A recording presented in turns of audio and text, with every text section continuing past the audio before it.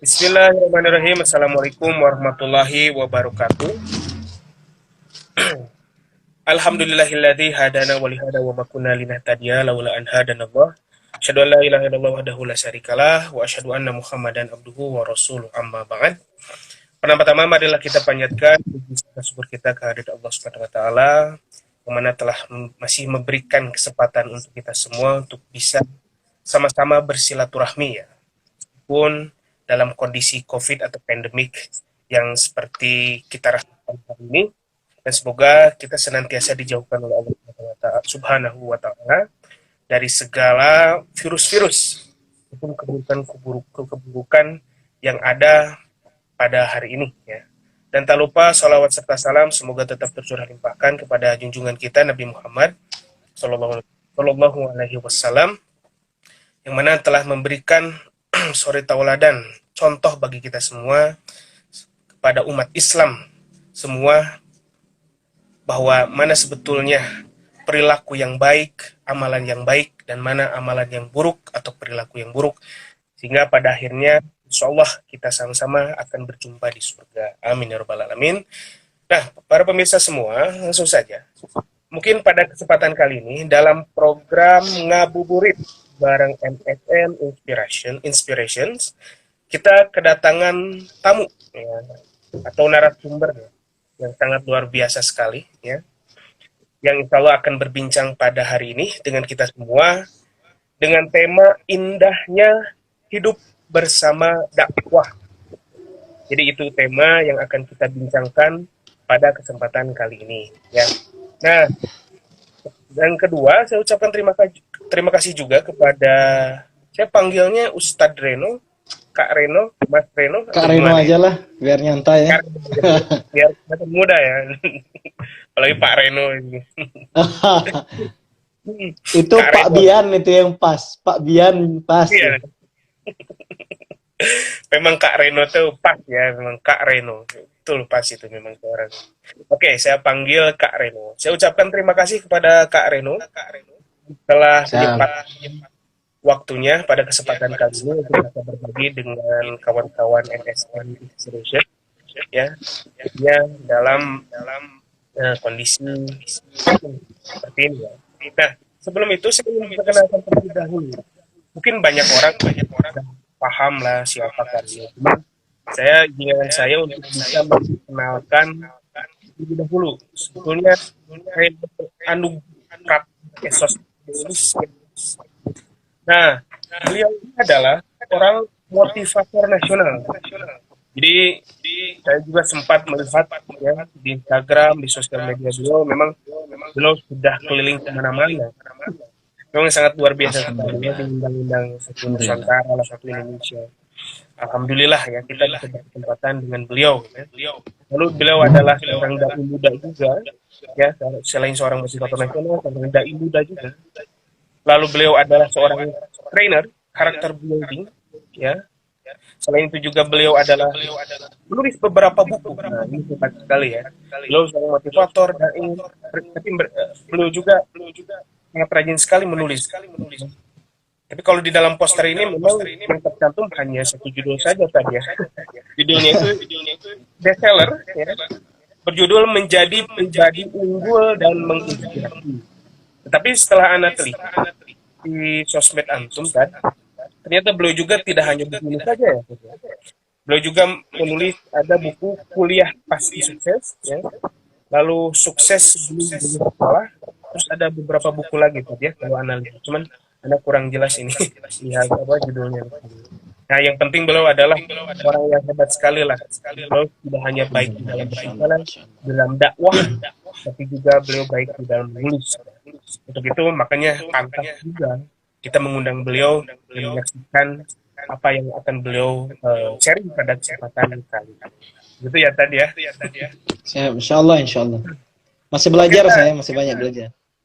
Ustadz, mungkin sebelum saya tanya beberapa, Ustadz mau menyapa dulu mungkin kawan-kawan bagi pemirsa yang lain. Ya, siap. Assalamualaikum warahmatullahi wabarakatuh. Waalaikumsalam warahmatullahi wabarakatuh. Alhamdulillah, hamdan wa syukran lillah, salatan wa salaman ala rasulillah wa ala alihi wa ashabihi wa mawala.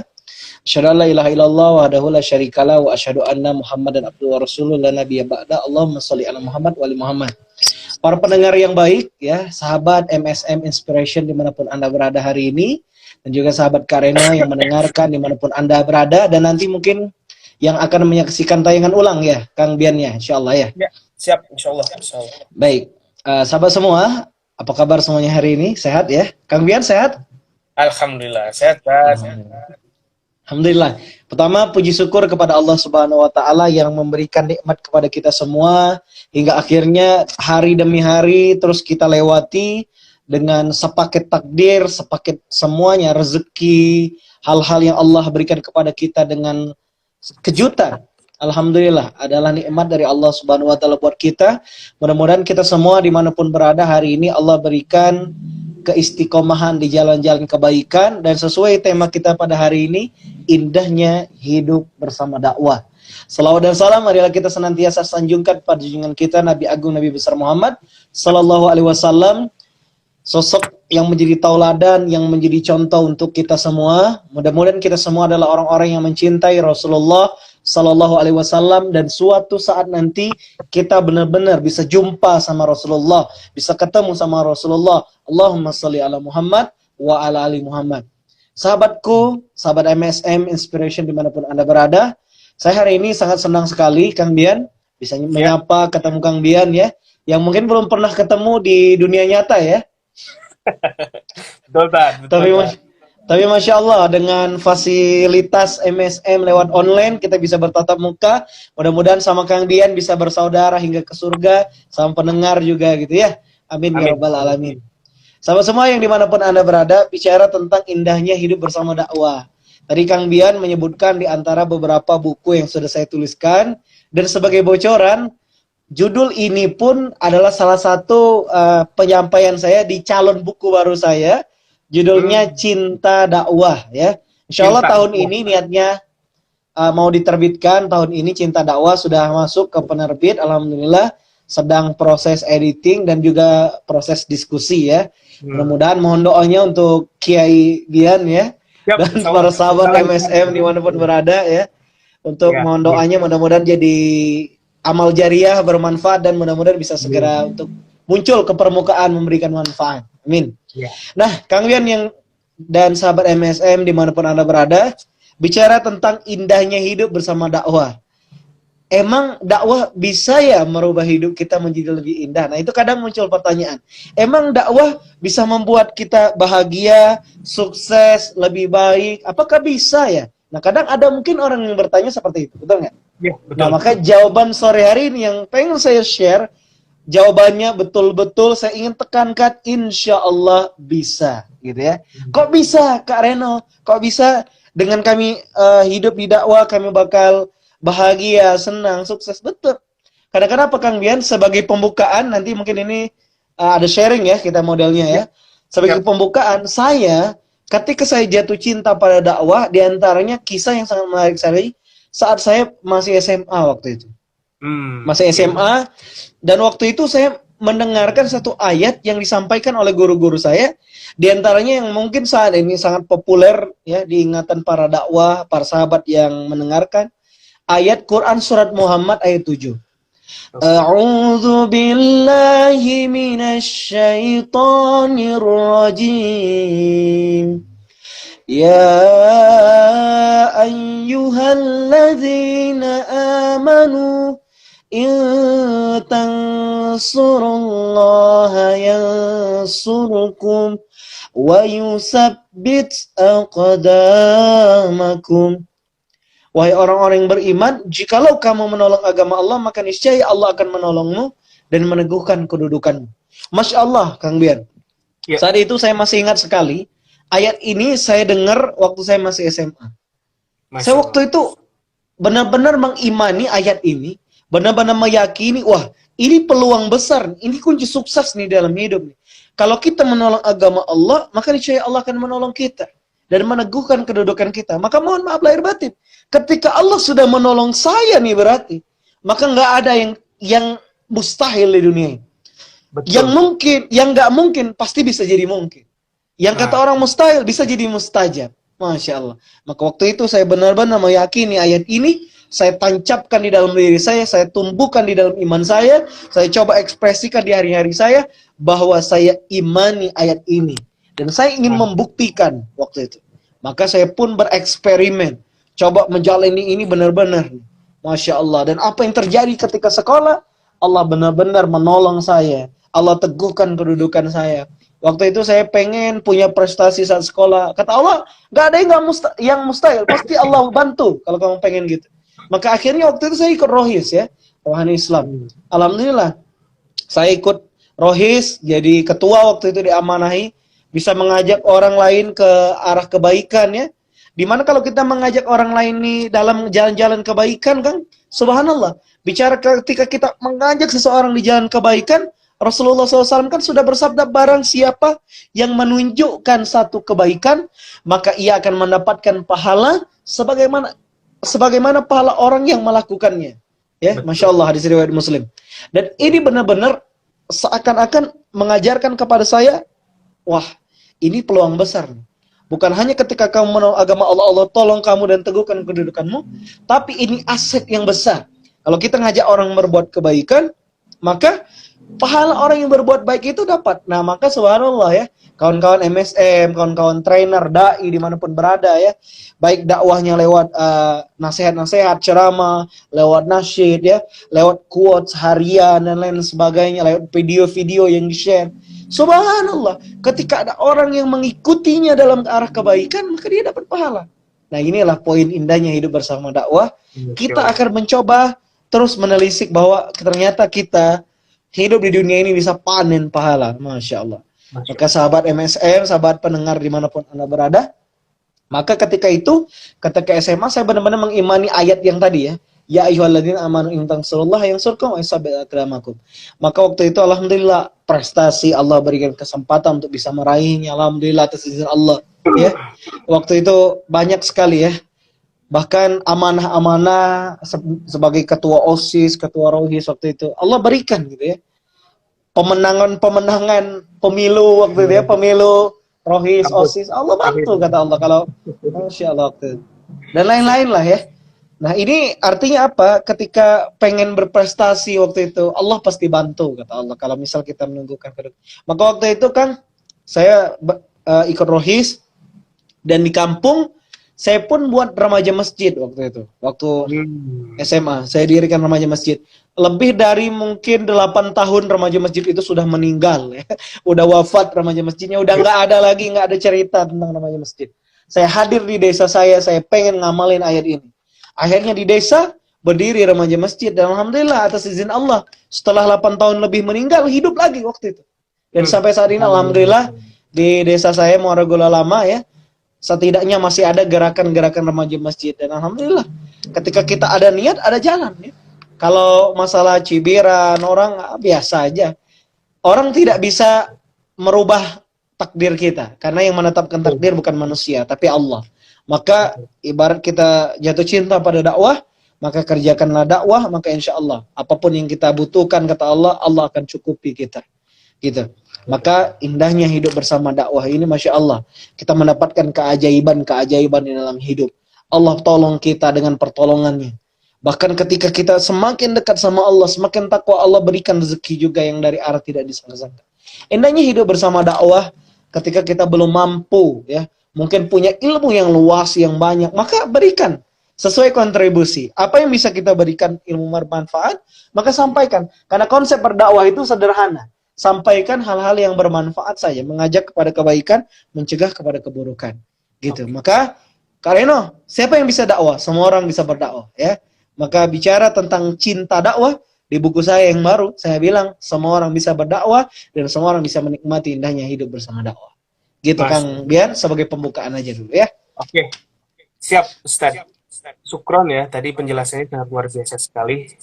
Apalagi ya, memang Kak Reno ini memang sangat karena sudah terbiasa dengan dakwah sehingga saya betul-betul memahami dakwah itu sendiri. Sampai akan membuat sebuah buku ya Ustaz ya. Ya insya Allah mungkin nanti kalau publish atau sudah launching, mungkin bisa dikabarin gitu ya. Insya Insya Allah. Allah, semoga bermanfaat. Nah, Ustaz, begini, mungkin kita langsung ke pertanyaan saja ya, gitu ya. Atau bagi pemirsa yang ingin bertanya ya silakan saja ya ke Karino, mumpung kita masih bergabung dengan Karino. Nah, Ustaz, jadi kan memang yang namanya dakwah itu ya, memberikan apa ya, keindahan untuk kita semua gitu ya. Memberikan semacam Allah pun berjanji di dalam Al-Qur'an bahwa barang siapa yang memang menolong agama Allah, Allah pun akan menolong kita juga gitu kan ya. Cuma kan permasalahan nih, stigma orang itu terkait dengan dakwah. Orang hanya memberikan apa ya? Stereotipnya itu hanya dakwah hanya untuk milik ustadz gitu. Dakwah hanya milik orang guru misal, atau dakwah hanya milik orang yang bisa berpidato, atau dakwah milik orang yang biasa di mimbar dan sebagainya. Nah, saya sebetulnya ingin bertanya kepada Ustaz dan semoga ini bisa memecahkan stigma bahwasanya memang ya apakah dakwah itu memang hanya bagi orang-orang seperti itu saja.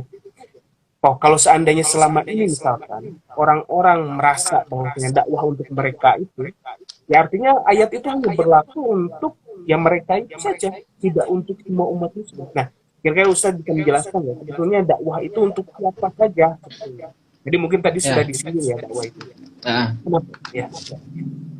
Ya, jadi gini, ketika kita mencermati ya ayat-ayat Al-Quran itu, ternyata dan bahkan kalau kita tanya dengan jujur ya, yang pengen masuk surga aja ternyata bukan cuma ustadz, betul nggak? Kira-kira. Betul. Yang pengen masuk surga itu bukan hanya para ustadz, para kiai, para ulama. Ketika saya bertanya di beberapa event saya, baik seminar, tabligh akbar, saya bertanya dengan para jamaah, para peserta, siapa yang pengen masuk surga?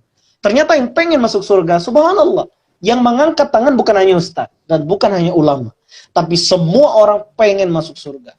Nah, subhanallah, karena bicara tentang masuk surga ini, ternyata ketika kita jalan-jalan dakwah, maka insya Allah Allah akan berikan balasan, insya Allah sebuah surga. Insya Allah. Asal ketentuan kita benar-benar istiqomah mengajaknya kepada jalan ketakwaan Allah Subhanahu wa taala.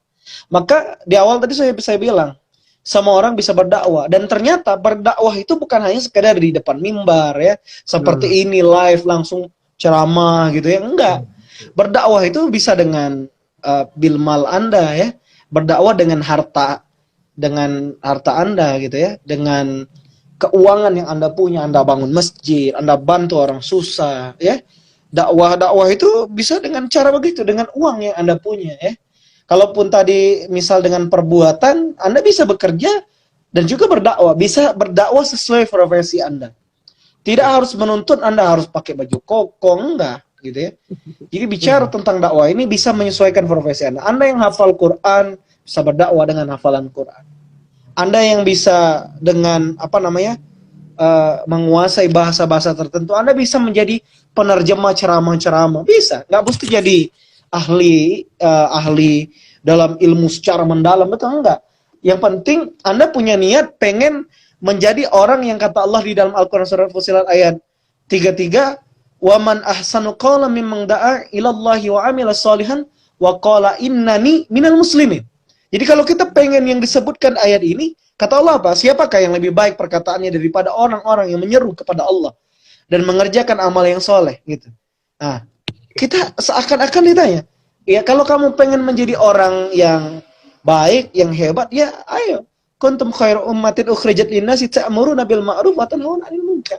Maka kalau kita pengen menjadi orang yang terbaik, umat yang terbaik, ya ngajak kepada kebaikan dan keburukan. Dan bicara tentang mengajak pada kebaikan dan keburukan ini kan semua profesi sekali lagi bisa. Anda menjadi dokter, bisa insya Allah. Berapa banyak cerita viral terkait dokter? Banyak.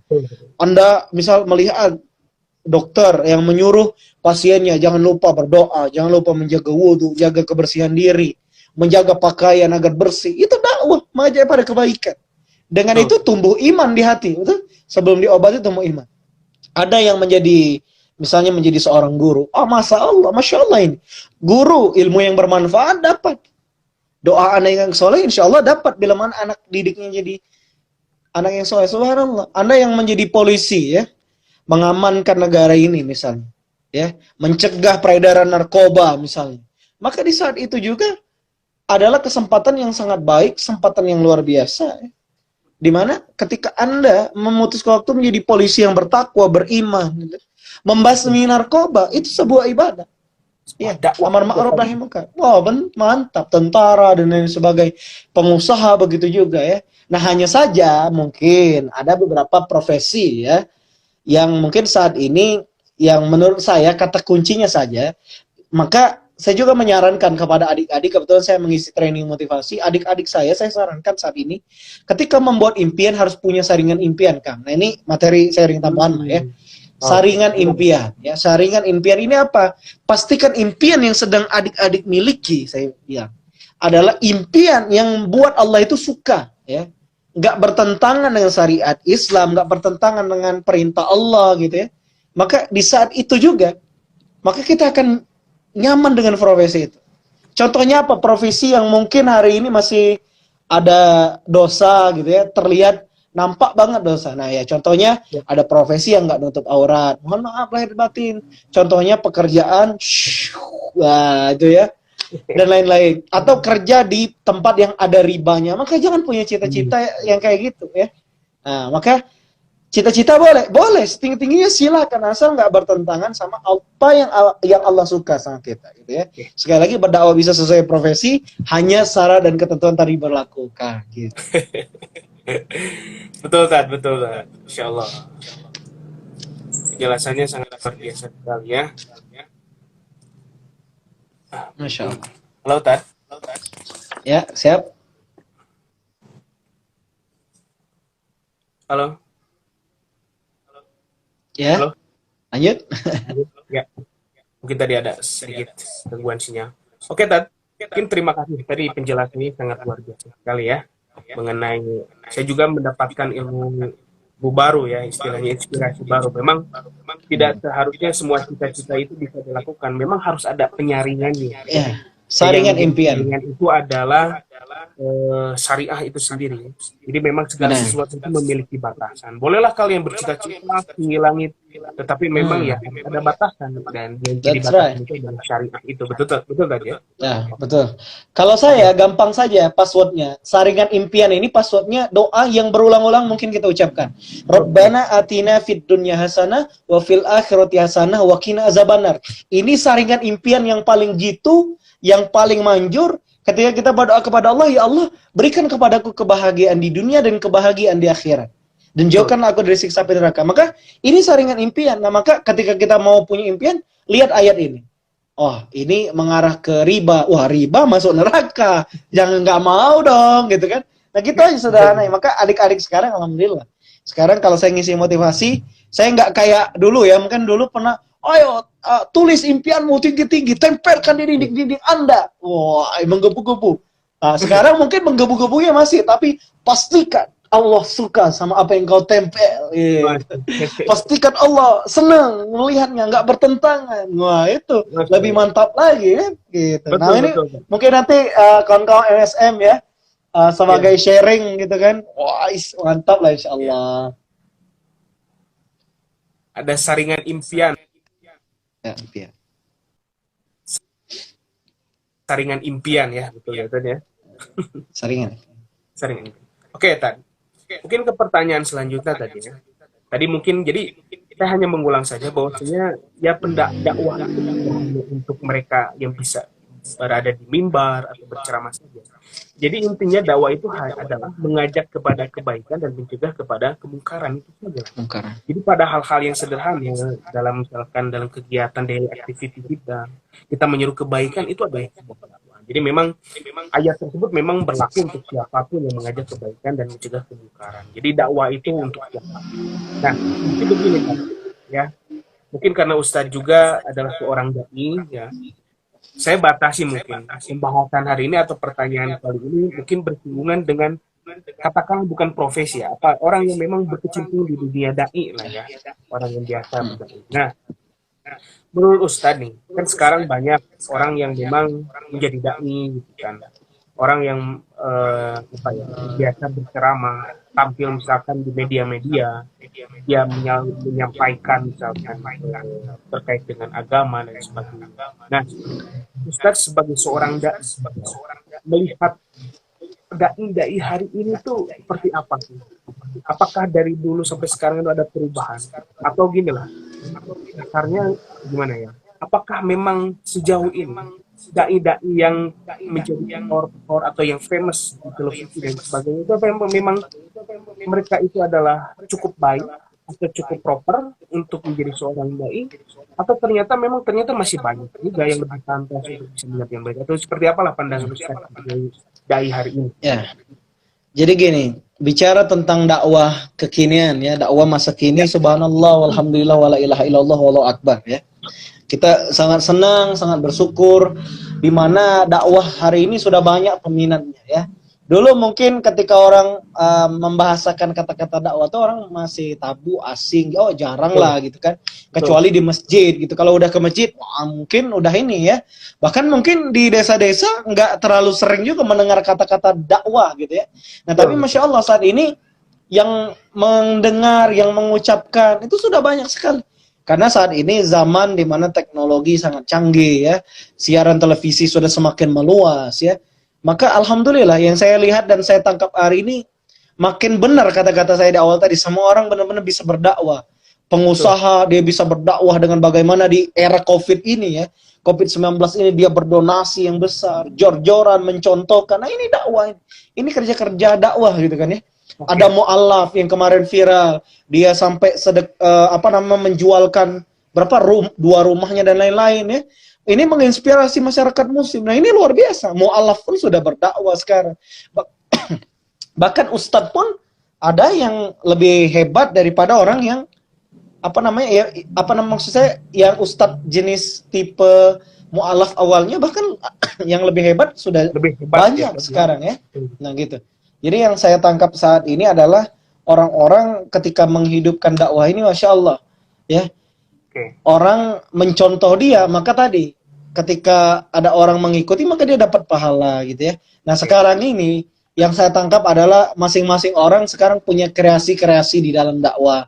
Ada yang lewat tulisannya, ada yang lewat video 1 menitnya, ada yang model kajiannya panjang gitu kan ya.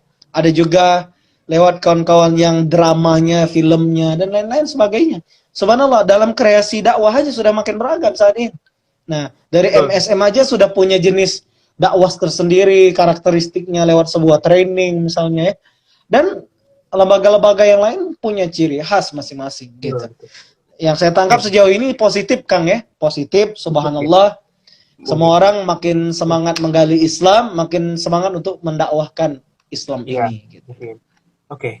Mungkin banyak orang yang kita bahasakan, banyak beberapa orang atau sebagian orang yang berpandangan bahwa kok Ustadz hari ini tuh seperti ini gitu kan. Mungkin dalam pikiran mereka Ustadz yang dipikirkan itu adalah apa yang memang mereka lihat dulu gitu ya. Mungkin memakai peci kah, atau memakai jubah dan lain sebagainya, memakai sorban dan lain sebagainya. Padahal mungkin Ustadz hari ini justru melakukan semacam inovasi bagaimana dia bisa menyesuaikan atau adaptif terhadap penyesuaian zaman hari ini, sehingga orang-orang yang berdakwah bisa lebih untuk segera diterima oleh kalangan masyarakat gitu. Jadi ya tadi ya, sehingga yang penting itu kan unsur makola, betul kan ya. Jadi lihat apa yang memang menjadi bicarakan, wala tandur makola, jangan melihat siapa yang memang berbicara. Nah kan, mungkin sebelum ke pertanyaan selanjutnya, tetapi ini ada pemirsa yang bertanya, nih, tanggapan Ustadz nih kan, mengenai katanya Ustadz yang menentukan tarif, bagaimana kan kira-kira pendapat Ustadz? Apakah Ustadz setuju atau memang sebetulnya Ustadz itu tidak boleh menarik atau tidak boleh bayar atau seperti apa kira-kira?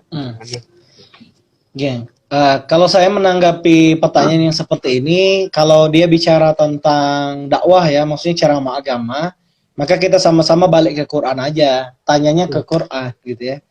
Ketika para nabi, para rasul ditanya siapakah yang memberikan jaminan, maka mereka mengatakan jaminanku dari Allah gitu. Nah, maka di sini artinya adalah sebuah pesan ya, sebuah tanggapan buat kita, artinya bicara tentang para penceramah, para dai ya, yang berbicara di atas nama mimbar-mimbar agama gitu ya. Maka sejogjanya adalah orang-orang yang betul-betul ikhlas dalam mengikuti Quran. Itu saya kuncinya. Terkait dia punya manajemen ya, maka itu ada manajemen yang mungkin bijak karena ustadznya mungkin punya pesantren ya.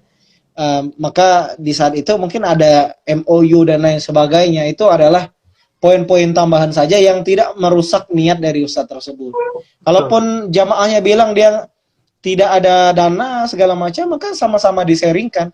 Mungkin manajemen sang ustadz misal butuh ustadznya karena memang beda provinsi misal.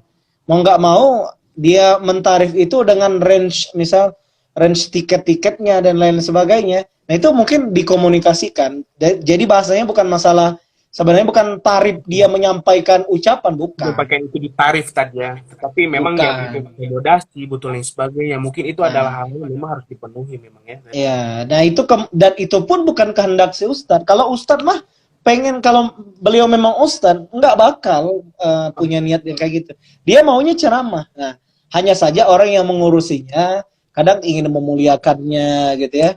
Ingin bertanya bagaimana cara memuliakan. Nah, sehingga manajemen sang ustadz, mungkin kalau ustadz yang sudah ada manajemen ya, dia pengen bagaimana dakwahnya lebih baik lah ke depan, perjalanannya lebih aman. Kadang kita juga melihat ya, para artis gitu ya, subhanallah, kalau para artis kan VIP, serba VIP misalnya. Nah, kenapa ulama kita tidak di VIP-kan gitu kan misalnya. Nah, ini bicara tentang memuliakan guru kita misalnya gitu. Nah, hanya saja memang sekali lagi yang poin ditekankan di sini adalah menjaga niat bahwa sebagaimana para nabi dan rasul yang mengatakan bahwa jaminan mereka yang menjadi saksi kepada mereka, yang melindungi mereka, yang memberikan rezekinya binallah, dari Allah Subhanahu wa taala gitu. Subhanallah. Jadi inna a'malu binniyat, segala sesuatu pun ya yang tahu itu adalah Allah dan dirinya sendiri ya. Maupun dia dibayar mahal atau bagaimanapun dia dibayar dan sebagainya tarifnya ya. Yang tahu niat dia berdakwah itu adalah dirinya sendiri, memang Allah Subhanahu wa taala. Begitu tadi ya, mungkin tadi ya. Yeah. Oke Tad. Nah hari ini saya ingin tanya tadi terkait dengan dakwah, agar dakwah itu indah, ya, agar dakwah itu baik hari ini, agar dakwah itu sampai. Kira-kira inovasi-inovasi apa saja sih yang biasa Ustadz lakukan ataupun yang harus kita lakukan sebagai orang yang memang bergerak di bidang dai ini? Kira-kira apa? Ya, ini sebuah pengalaman aja lah ya. Saya tuh dari dulu sampai sekarang ada patokan yang sama. Saya mendakwahkan apa yang sudah saya kerjakan, insya Allah. Jadi saya bertekad dari dulu konsepnya seperti itu. Maka saya menyampaikan pun, maka yang saya sampaikan adalah segala sesuatu yang saya tekadkan itu menasehati orang lain adalah menasehati diri sendiri, gitu ya. Nah, apapun itu, maka kalaupun dakwah ini sudah disulap dengan kreasi-kreasi dalam sebuah training, sebuah seminar ya, atau sebuah buku, video, film, maka tidak lepas dari pondasi awal bahwa saya sedang menasehati diri saya dan bagaimana saya tadi mengamalkan apa yang disampaikan di Quran, di hadis, ya. Dimana kalau kita mengajak orang lain, ya kita dapat pahala dari mereka gitu, subhanallah gitu ya. Jadi kalau kreasi hari ini sejauh ini yang saya kerjakan diantaranya adalah aktif di video-video 1 minute buster misalkan, kemudian di kepenulisan, itu mungkin lebih ke situ kreasi-kreasi. Dan lebih kepada kalau lagi berceramah, kita mengamalkan ilmu-ilmu public speakingnya kita. Mungkin beberapa waktu yang lalu MSM juga punya sharing tentang public speaking. Nah, subhanallah. Nah, jadi ilmu-ilmu itu kita coba amalkan, gitu ya. Seperti itu sekarang inovasinya ya. Lebih sekarang juga sedang belajar ya. Belajar bagaimana lebih mengembangkan ke arah dunia perfilman misalnya. Ini lagi persiapan nih misalkan. Jadi bagaimana kita bisa menembus batas yang selama ini mungkin kata orang agak susah, tapi kita coba untuk ikhtiarkan gitu. Ikhtiar tadi ya, betul. Jadi memang banyak hal yang memang bisa kita lakukan untuk menyampaikan dakwah kita, untuk menyampaikan, untuk bersiar, menyampaikan nilai-nilai Islam. Seperti yang memang Ustaz lakukan tadi, misalkan di dalam menulis. Mungkin tidak semua orang bisa membuat video di YouTube atau lain sebagainya, di Instagram. Mungkin mereka hanya bisa mampu membeli buku atau lain sebagainya. Akhirnya dakwah itu tersampainya dengan buku. Atau mereka misalkan yang malas membaca buku dan sebagainya, mungkin melihat video Ustadz 1 menit, kita di Instagram dan sebagainya, sehingga sampai dakwahnya juga kepada yang lain, gitu kan ya. Jadi memang banyak sekali inovasi-inovasi yang bisa kita lakukan ya untuk di dalam berdakwah itu. Oke, Tan. Oke, selanjutnya, Tan. Jadi ini berbicara masalah amal ma'ruf nahi munkar ya, Tan. Tadi mungkin disinggung oleh Ustadz. Kadang ya memang banyak ya orang yang bisa menyuruh kepada kebaikan. Ayo sholat, sholat. Ayo ngaji dan sebagainya. Itu banyak orang yang bisa melakukan hal itu. Tetapi yang melakukan nahi munkar atau mencegah nahi munkar, saya kira ini memang butuh keberanian tertentu, Pak. Butuh mental tertentu ya. Karena misalkan ibaratkan ada orang yang sedang mabuk gitu kan. Terus kita lewat, kita ingin melakukan nahi munkar misalkan. Lalu kita mencegah orang mabuk, jangan mabuk, ayo, misalkan lepaskan mabuk itu, lepaskan misalkan minuman haram itu dan sebagainya. Itu kan tantangannya lebih gede. Nah, mungkin pertanyaannya gini tadi. Sekarang kan ada sebagian orang yang memang konsentrasi di amal ma'ruf yang dia betul. Tapi ada beberapa bagian orang yang memang dia concern di nahi munkar, mencegah kepada kemungkaran. Misalkan ada ormas-ormas tertentu. Nah, tetapi begini, bagaimana tanggapan dengan sikap atau perilaku ormas-ormas ini ataupun orang-orang tertentu yang melakukan nahi munkar, tapi dengan cara yang memang ya mungkin bisa dikatakan tegas, keras dan sebagainya. Karena mereka percaya bahwa memang tidak ada cara lain untuk melakukan hal ini. Kira-kira menurut Ustaz ini gimana pandangannya? Ya, saya memandang positif ya. Saya berhusnuzon lah terus ya. Kepada kawan-kawan kita, sahabat-sahabat kita, guru-guru kita dari ormas yang terkenal memang tegas gitu ya. Ya penting tegas dan jangan baper ya. Jadi beda antara tegas sama marah itu pasti berbeda. Kalau marah itu baper gitu ya. Memberantas ini dengan bapernya beda dengan tegas. Kalau tegas ya pasti berpahala gitu kan. Kalau baper wallahu alam ya, dia sudah main ke perasaan ya. Udah main ke perasaan. Baper karena tersinggung misalkan. Lalu dia ngamuk, dihancurkan semua itu. Nah, itu berbeda. Makanya tadi hadisnya tadi kan udah disampaikan, innamal a'malu binniyat ya. Segala sesuatu bergantung kepada niatnya. Selagi itu adalah jalan yang benar, jalan kebaikan, nggak masalah. Mau tegas langsung silahkan. Bahkan kalau kita pengen lebih tegas lagi, punya kekuasaan misalkan.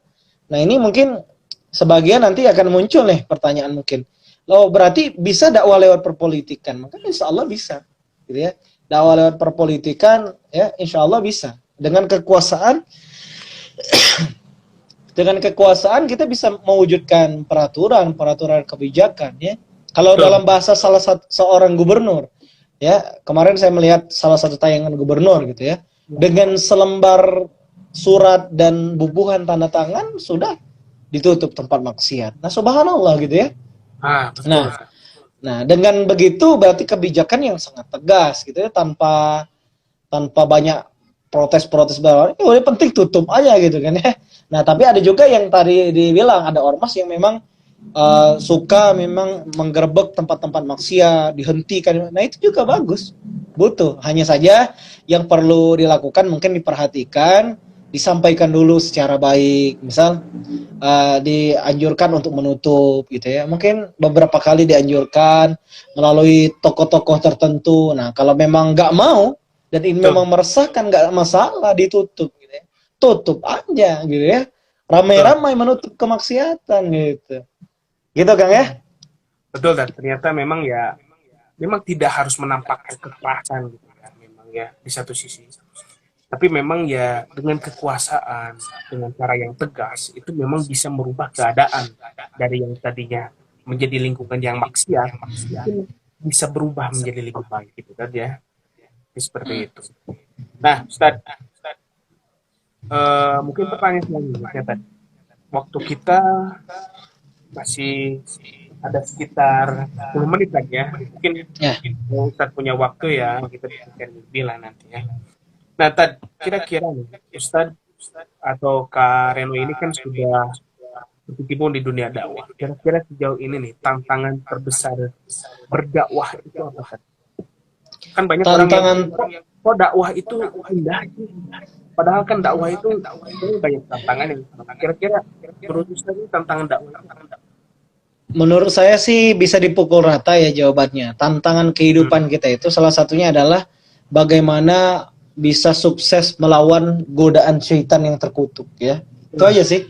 Jadi dalam bentuk apapun, bentuk hawa nafsu, godaan pribadi gitu kan ya. Ya, Ocehan orang lain dari luar. Jadi baik dari luar dari dalam, yang penting kita jangan tergoda dengan ungkapan-ungkapan setan yang membisikkan kita yang pengen mencelakakan manusia, di mana setan sendiri sudah bersumpah kepada Allah pengen berjanji mengajak sebanyak-banyaknya orang. Nah, jangan sampai dai malah yang diajak yang masuk neraka ya. Mohon maaf lahir batin. Jangan sampai ada ustadz yang malah kau ustadz di neraka kata jemaah. Nah, ini kan gawat ini kan. Nah, maka kita berupaya berdoa dengan Allah sama-sama. Tantangan terbesar yang saat ini selagi sama-sama berjuang adalah melawan godaan syaitan yang terkutuk, baik di pribadi maupun datang dari godaan-godaan dari luar. Gitu. Oke, tadi. Keren tadi ya. Memang sangat inspirasi sekali tadi. Tapi tadi begini tadi. Jadi kan yang namanya ladang dakwah itu banyak ya tadi. Jadi tidak hanya di masjid ataupun di lingkungan dekat dan sebagainya. Ada yang orang yang berkiprah misalkan ingin berdakwah masuk kepada ranah kebijakan. Tentunya di ranah kebijakan itu harus masuk ke pemerintah dan orang yang di pemerintah dia harus bermain politik. Pandangan Ustadz, kira-kira bagaimana sih terkait dengan keharusan seorang muslim masuk terjun ke dunia politik untuk niat berdakwah? Kira-kira pandangan Ustadz seperti apa? Ya. Sejauh ini bab politik ini sebenarnya masih dalam pembahasan khilafiyah ya. Ada banyak orang yang berpendapat ya. Jadi ini termasuk isu sensitif kalau saya sampaikan. Jadi seakan-akan saya berpihak dalam satu segmen tertentu, organisasi tertentu gitu ya. Maka saya jawab di umum saja ya, dalam hal umum yang mungkin bisa diterima. Pada hakikatnya setiap langkah yang diambil oleh orang, ada yang dari organisasi mungkin yang dengan dalil yang sangat mendalam, kajian yang sangat mendalam, mengatakan kalau sistemnya bermasalah, jangan masuk ke sistem itu, gitu ya. Nah, maka saya sangat menerima karena ini ada pemahaman, ada dasar yang sangat mendalam. Tapi ada juga dari organisasi yang lain, lembaga yang lain, instansi yang lain, ya, ormas yang lain yang berpendapat kalau kita nggak terjun, malah ini gawat. Yang memegang kekuasaan itu adalah orang-orang yang mungkin nggak ada iman, bermasalah, dan lain sebagainya. Dan ini ternyata punya pondasi yang juga kuat. Nah, maka sahabat semua yang mendengarkan, life is choice, hidup adalah pilihan. Anda mengimani yang mana, silakan ambil, jangan berselisih, jangan ambil perselisihannya, carilah persamaannya, satukan gerakan kita, karena kewajiban kita bukan bertengkar di ranah perbedaan, tapi mengambil persamaan bagaimana membangkitkan Islam ini di negeri kita Indonesia, dan menjayakan Islam di seluruh dunia, sesuai janji Allah, ya ayyuhalladzina amanu in tansurullaha yansurkum wa yusabbit aqdamakum. Apapun profesi Anda, kerjaan Anda, pastikan iman di hati Anda, dakwah menjadi gerakan Anda, dan cita-cita Anda untuk mengagungkan Islam ini. Begitu kan? Luar biasa sekali, Ustaz.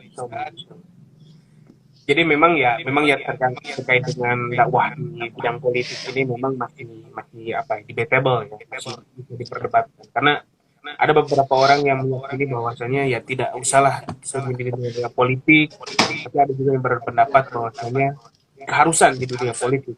Memang kebijakan dan sebagainya itu ditentukan oleh pemangku kebijakan. Dan kita sebagai seorang muslim, kalau seandainya ingin mengubah, misalkan memang harus mulai dari kebijakan itu. Tapi memang itu bagaimana terserah Anda meyakini ya. Kalau seandainya meyakini itu ada jalan terbaik, ya mungkin Anda harus betul-betul jihad di dalam jalur politik juga. Dan kalau misalnya dan jangan lupa selalu belajar ya. Jadi pilihan apa, mau kita terjun politik atau menunggu sistemnya, nah sama-sama terus belajar ya. Dua belah pihak yang punya pendapat sama-sama belajar hingga akhirnya persatuan itu semakin dapat gitu. Betul kan. Insyaallah. Ya karena memang ya sejauh ini kita memang banyak sekali menemukan perpecahan itu justru memang dimulai dari politik. Ya mungkin kita sebagai seorang muslim yang mana Islam itu adalah sebagai agama yang damai, mungkin bisa mempersatukan kembali bahwasanya umat muslim tidak usahlah bercerai-berai gitu kan, dengan berbeda pilihan dan sebagainya. Nah, mungkin salah satu tantangan seorang dai hari ini mungkin ke arah sana juga. Bagaimana bisa meredam adanya konflik-konflik yang disebabkan oleh perpolitikan dan sebagainya. Oke, oke Tad. Mungkin pertanyaan selanjutnya Tad. Mungkin ini sudah mau berakhir ya Tad ya. Ya. Kira-kira nih, apa pesan Ustadz nih terkait dengan tema hari ini kepada pemirsa terkait dengan indahnya dakwah ya. Kira-kira ada yang mau Indahnya hidup bersama dakwah. ya. Jadi ini sebagai closing statement juga, Kang? Ya, Sebagai bangga. penutup? Ya. Siap. Baik. Tak terasa kawan-kawan sahabat yang menyaksikan dimanapun Anda berada, baik tayangan langsung atau tayangan tunda, di akhir segmen ini, di kesimpulan ini, saya mengajak kita semua pada hakikatnya bicara tentang dakwah, bukan hanya bicara tentang yang dilakukan oleh ustadz ulama, bukan. Tapi bicara tentang dakwah adalah bicara tentang siapa saja yang pengen hidupnya jadi lebih baik, yang pengen menempuh jalan-jalannya para nabi dan rasul, yang ingin melanjutkan perjuangan-perjuangan para nabi dan rasul. Maka jalan dakwah adalah jalan yang bisa ditempuh oleh kita semua. Semua bisa berdakwah. Berdakwah dengan kebaikan, berdakwah dengan tauladan, berdakwah dengan harta kita, berdakwah dengan ceramah kita, berdakwah dengan profesi yang sedang kita miliki hari ini. Dan saya yakin kita semua adalah orang-orang yang bisa terus belajar dan terus menggali ilmu pengetahuan. Maka mari kita semangat belajar dan kita semangat untuk menambahkan.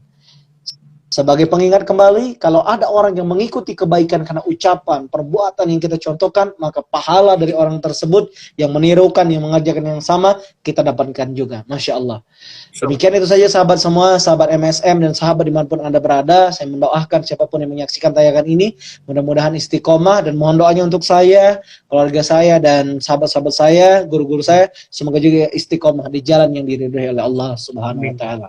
Barakallahu fikum, terima kasih banyak buat MSM, buat panitia yang sudah menyelenggarakan. Kebaikan semuanya datang daripada Allah. Mudah-mudahan kebaikan panitia Allah jadikan ini sebagai amal jariah untuk kita semua. Amin ya rabbal alamin. Demikian Kang, saya akhiri dengan sebuah pantun. Kalau ada sumur di ladang, bolehlah kita menumpang mandi. Kalau nggak ada sumur, ya nggak usah mandi. Salah ya. Sorry. Kalau ada sumur di ladang, bolehlah kita menumpang mandi. Kalau ada umur yang panjang, insya Allah kita berjumpa kembali. Burung Irian, burung cendrawasih, cukup sekian. Terima kasih. Wassalamualaikum warahmatullahi wabarakatuh.